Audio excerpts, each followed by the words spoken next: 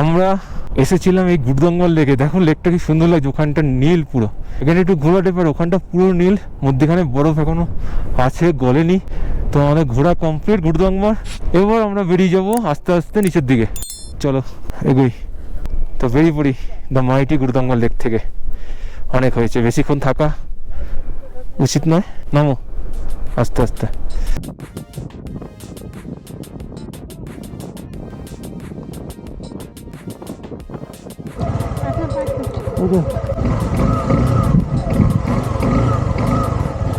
বারোটা 5-এ আমরা গুরুদঙ্গমার থেকে বেরিয়ে গেলাম। অফরোডিং শেষ, কিছুটা এলেই হয়ে যাবে পিচ রোড। এবার জোরে জোরে ট্রেনে বেরিয়ে যাব। শুধু মাউন্টেনটা দেখো, জাস্ট ফাটাফাটি। সামনে আসতে চলেছে এখানকার গরু মানে ওই ইয়াক ধরে নাও, বাচ্চা বাচ্চা ছোট ছোট আছে, কিরকম চড়ে বেড়াচ্ছে ইয়াক। আর আমরা টাকা দিয়ে ওখানে ফটো তুলি ছাঙ্গুতে। আমরা আমাদের টিমকে দেখতে পাচ্ছি না, কোথায় গেছে।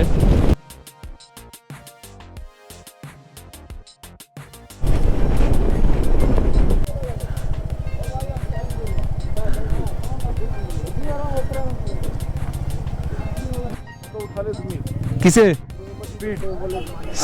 বেশি না, 50 বেশি ছিল।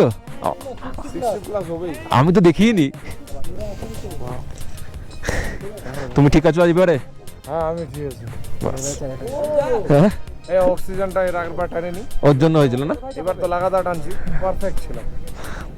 আমি মাঝে মধ্যে টেনে নিয়েছি, লাগুক না লাগুক টেনে নিয়েছি। অক্সিজেন উড়ে পালাইছে। 1000 টাকা হাওয়াতে উড়েছে।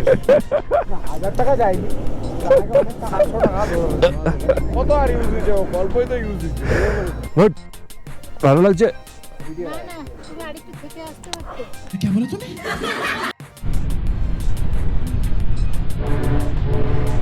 লাগছে এই ভ্যালিটা, ফুল ফুটে আছে, জানি না কি ফুল, চারিদিকে শুধু ফুল ফুটে আছে।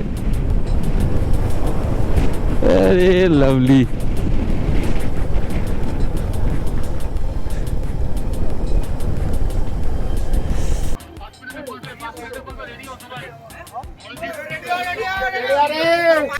তো এখানে 15 মিনিটের মতন দাঁড়াতে হলো, রাস্তা হচ্ছিল আর কি, পিচ করছে, তাই আমাদের একটু দাঁড় করালো সবাইকে। ওর জন্য একসাথে এতগুলো গাড়ি এখন পাস করছে, না হলে আমরা যখন এসেছিলাম তখন ফাঁকাই ছিল। এক এক করে গাড়ি বেরোলে অত ভিড়টা লাগে না।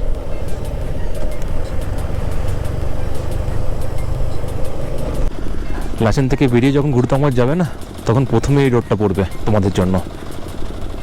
জাস্ট দেখো ওখান থেকে নামছে, মারাত্মক খারাপ। তার মধ্যে দুখানা লরি দাঁড়িয়ে আছে, তার পাশ থেকে নামতে হচ্ছে। ব্যাকে আসছে, আমি যখন আসছি, আমিও তো যখন ব্যাকে যাচ্ছি ওরকম করে, একজন একজন করে চলে যাও। হ্যাঁ একটা করে। স্যার নামলাম যখন বুঝিনি তো।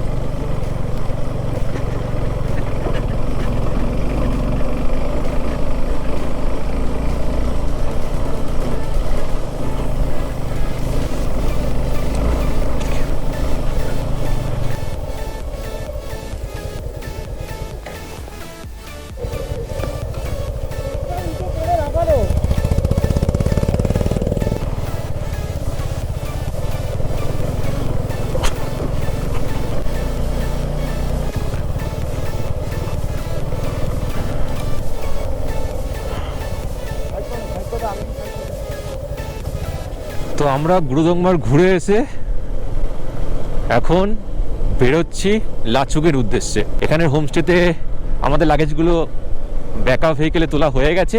ব্যাকআপ ভেহিকেল পিছন পিছন আসবে আর আমরা বেরিয়ে গেলাম। কটা 4টে কাপেল আছি একসাথে এখানে। প্রথমে যাব হচ্ছে অমিতাভ বচ্চন ওয়াটারফলস। রাস্তা তোমরা দেখেছো কতটা খারাপ, সেই ভেবে তোমরা কিন্তু এসো। আমাদের লাগেজ ফাগেজ ছিল না, তারপর পিলিয়ান ব্যাকআপ ভেহিকেলে গেছিলো, তার জন্য অনেকটা হেঁটেছিল। বাট তোমাদের সাথে যদি ব্যাকআপ ভেহিকেল না থাকে তাহলে পিলিয়ানকে কিন্তু অনেক হাঁটতে হবে। রিস্ক নিয়ে উঠতে যেও না, অনেক খারাপ রাস্তা হয়ে আছে। তো এই ছিল এখন আপডেট। তবে গুরুদংমার যাওয়ার সময় যেরকম ওয়েদার ছিল না, গিয়েও সেরকম ওয়েদার পেয়েছে, খুব ভালো। তাই ছবিগুলো খুব ভালো এসছে। ছবি আর রিলস আমি পোস্ট করব। তোমরা যদি ইন্টারেস্ট থাকো দেখা, তাহলে আমাকে ইনস্টাগ্রামে ফলো করো। ইনস্টাগ্রাম আইডি নিচে দেওয়া আছে।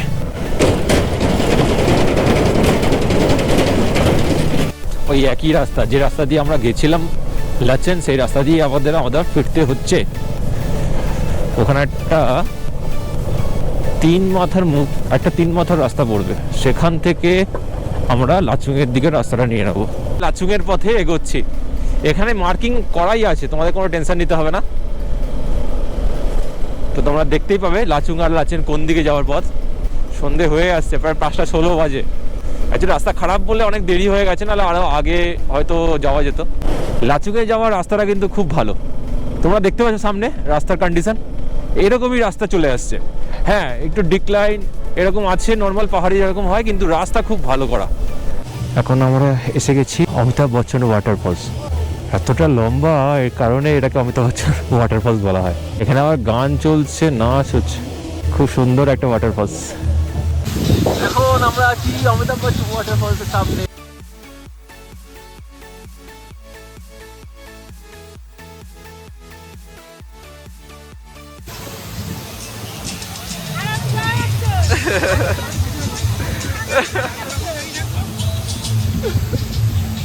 এখানে আমাকে ভয়েস ওভার দিতে হচ্ছে, কারণ এখানে গান চলছিল, যেটার জন্য কপিরাইট পড়ে যেতে পারতো। তো এখানে কিন্তু সবসময় এরকম গান হয়, নাচ হয়, আর দেখো সবাই মিলে এখানে ডান্স করছে। বেশ মজার একটা সময় কাটছিল তখন ওখানে। বেমুখ ফলস থেকে বেরিয়ে আমরা এখন যাচ্ছি লাচুং। সবাই ফগ লাইট জ্বালিয়েছে, তো ধীরে ধীরে আমরা চলছি এখন আমাদের হোমস্টের দিকে। এখন বাজে 6:40। আর দেখতে কি সুন্দর লাগছে লাইন আপটা। এখানে লাচুংয়ে আসার জন্য একটা টিকিট কাটতে হয়। যতগুলো বাইক আছে ততগুলোর জন্য একটা করে টিকিট। এখানে লাচুংয়ে একটা গেট ছিল, ওখানে তোমাদের দেখালাম। হোমস্টের লোকেশন গুগল ম্যাপে ভুল দেওয়ার জন্য আমরা অন্ধকারে প্রথমে খুঁজে পাচ্ছিলাম না। তারপর হোমস্টেতে কন্ট্যাক্ট করা হলো, ওখান থেকে যেরকম ডাইরেকশন দিল সেরকম ডাইরেকশন ধরে আমরা গেলাম। তারপর আমরা পৌঁছে গেলাম আমাদের হোমস্টের কাছে। এখানেই মনে হয় আমাদের আজকে হোমস্টে অ্যারেঞ্জ করা হয়েছে নাইটের জন্য।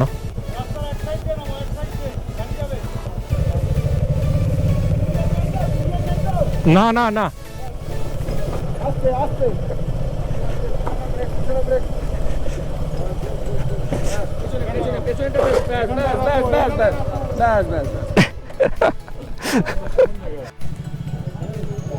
এখন আমরা এসে গেছি ভিএসটি ওয়ান্ডারল্যান্ড লাচুং হোমস্টেতে।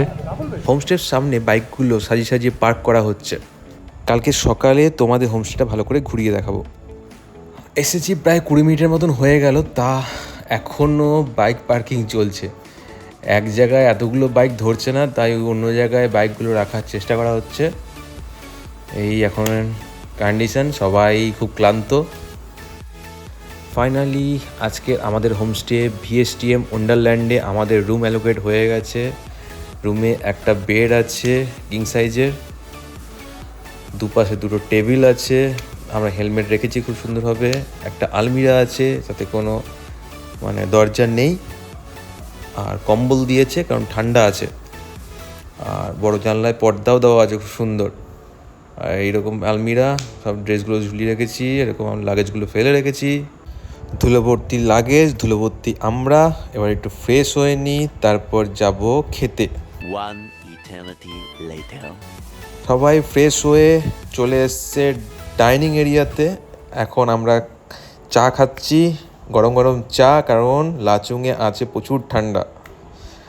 তো চা প্রথমে করবে না বলছিল ওনারা, হোমস্টের লোকেরা, যে করতে টাইম লাগবে, করবে। তো অনেক রিকোয়েস্ট করার পর এই চা বসিয়েছি ইন্ডাকশানে, আর পুরো 1 গামলা চা, কারণ আমরা অনেকে আছি। এই ভিডিওতে বেশি কিছু দেখানো ছিল না, কিন্তু পরের ভিডিও থেকে আসছে 0 পয়েন্ট আর ইয়ামথাং ভ্যালি যাওয়ার জার্নি। এই জন্য তোমরা ভিডিওগুলো দেখতে থেকো।